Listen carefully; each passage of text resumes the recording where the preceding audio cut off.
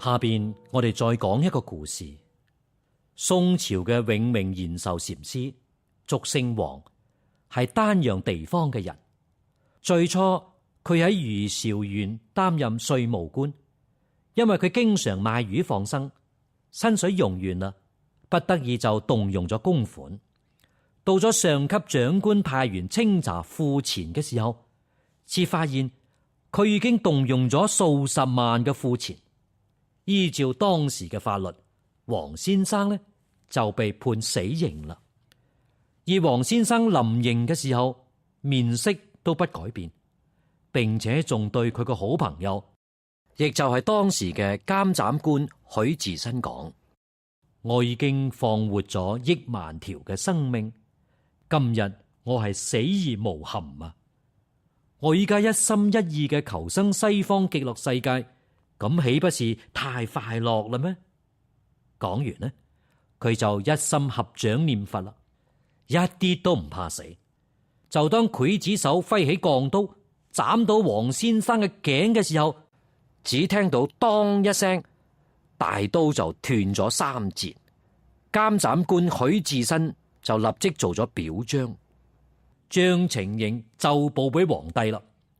而呢位皇帝呢，亦係信佛慈悲嘅人，見到咗奏章就立刻下令赦免王先生嘅罪，並且仲恢復咗佢嘅官職。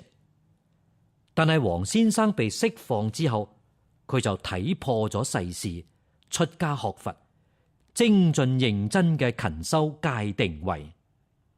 有一次，佢夢到觀音菩薩用甘露水灌入佢嘅口中，因此智慧就漸漸嘅開啦。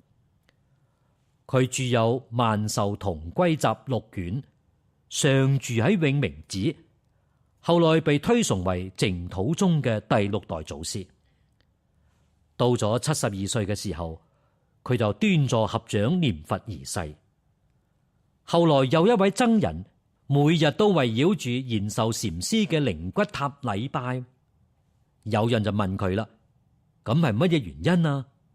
呢位僧人就回答啦：我係苦州地方嘅出家人，因為前一排呢得到一場重病，魂被鬼卒引到陰間，見到閻王殿嘅角落有幅畫像，我睇到閻王親自對住畫像喺度恭敬頂禮膜拜，我感到好奇，就問旁邊嘅判官：呢幅畫像上邊畫嘅係邊個呢？判官就回答講：畫嘅係永明延壽禪師。凡係人死咗以後，都必須經過呢度，唯有永明禪師直接往生西方極樂世界，而且係上品上生。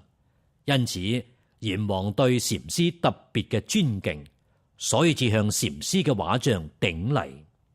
由此可見，慈悲放生念佛往生西方，連陰間嘅閻王爺都對佢恭敬頂禮啊！